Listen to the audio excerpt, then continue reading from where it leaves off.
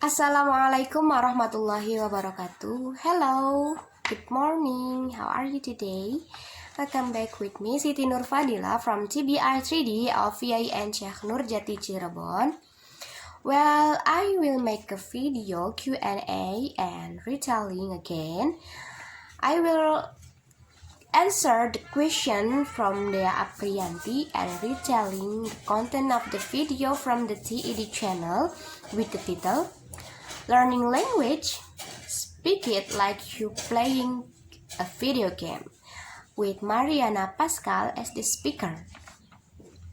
Okay, I've got 5 questions and I'll answer it. The first question is, according to which speakers have very low English skills? Yeah, he is Faisal, who was a factory supervisor.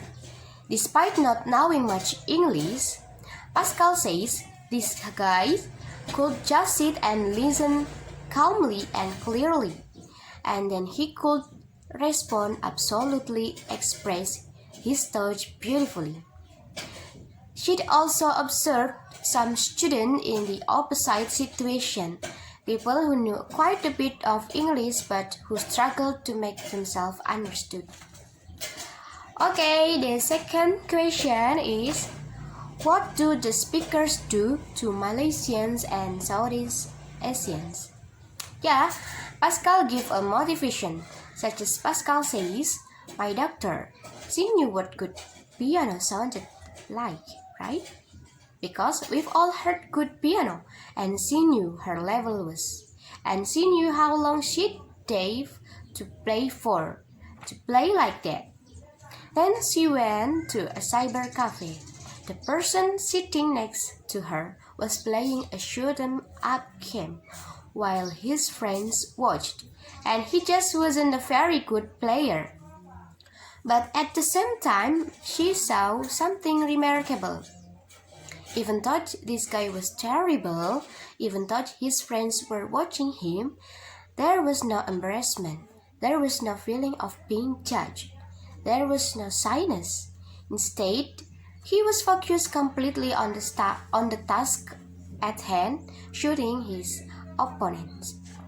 Okay, the third question is, who is the person whose English is low that she remembers? Yeah, that is the girl behind the counter. She heard her before. Her English level is very low. But when she walked over to her, this girl, there's no fear.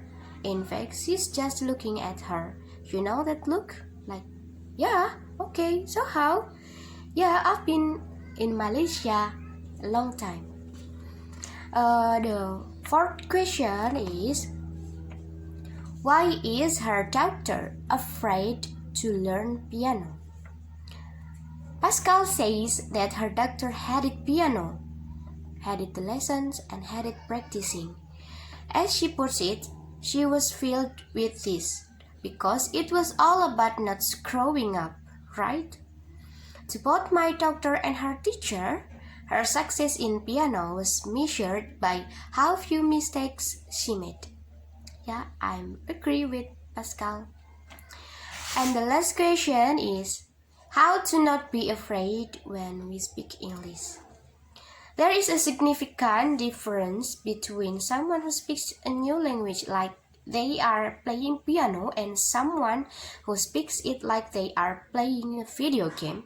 It has to do with where they are putting their focus and on one hand. And Pascal believes that speaking language is not like those exams that many of us had to take in grade school, where a teeny spelling or grammar mistake words result in a big red X from the teacher. In the real world, small errors don't matter. What matters is whether we are able to make ourselves understood. Okay, I think that's enough from Q&A video, and I will continue with retelling the content of the video from Mariana Pascal. Okay. Okay, I'm back and I will tell you the content of the video from the TED channel with the title Learning language, speak it like you're playing a video game.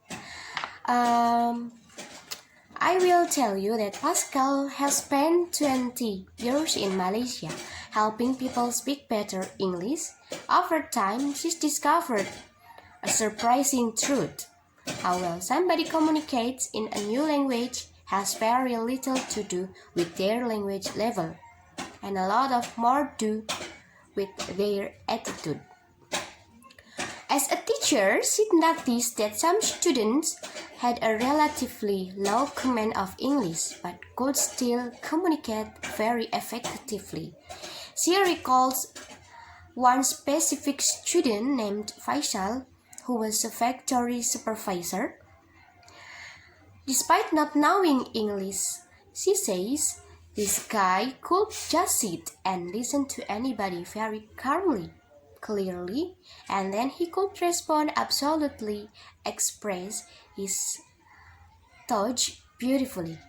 She'd also observed some students in the opposite situation, people who knew a quiet bit of English but who struggled to make themselves understood.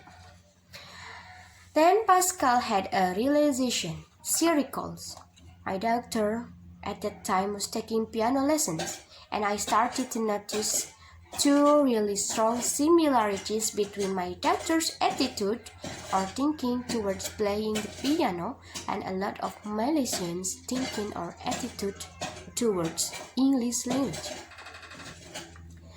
The first similarity had to do with the fear of being wrong. Pascal says her doctor hated piano, hated the lessons, and hated practicing.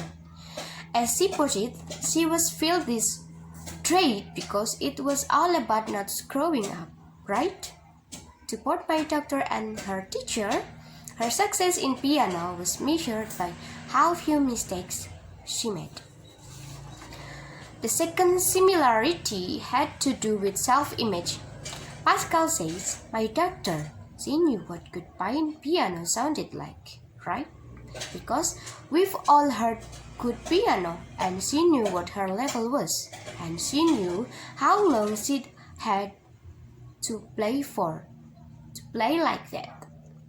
Then she went to a cyber cafe. The person sitting next to her was playing a shoot-up game while his friends watched, and he just wasn't a very good player.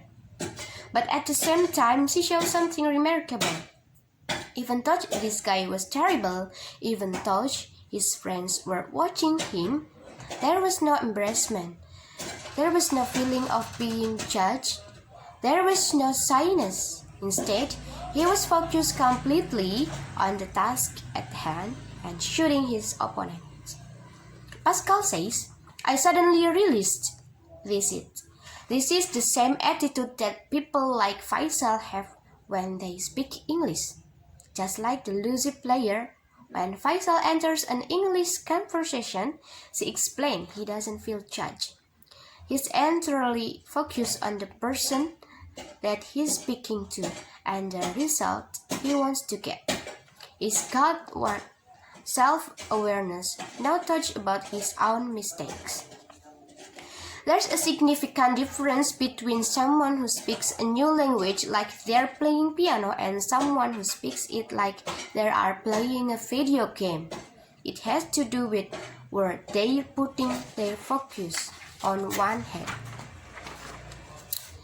Pascal believes that speaking language is not like those exams that many of us had to take in grade school, where a teeny spelling or grammar mistake would result in a big red X from the teacher. In the real world, small errors don't matter. What matters is whether we're able to make ourselves understood. She says, if you want to speak English like Faisal with that great confidence, here's the one thing that you can do when you speak. Don't focus on yourself. Focus on the other person and the results you want to achieve. And the last, Pascal's bottom line, language belongs to you. It's not an art to be mastered. It's just a tool to use to get a result. And she adds, that tool belongs to you. Okay, I think that's enough for my retelling video. Nice to meet you and see you. Wassalamualaikum warahmatullahi wabarakatuh.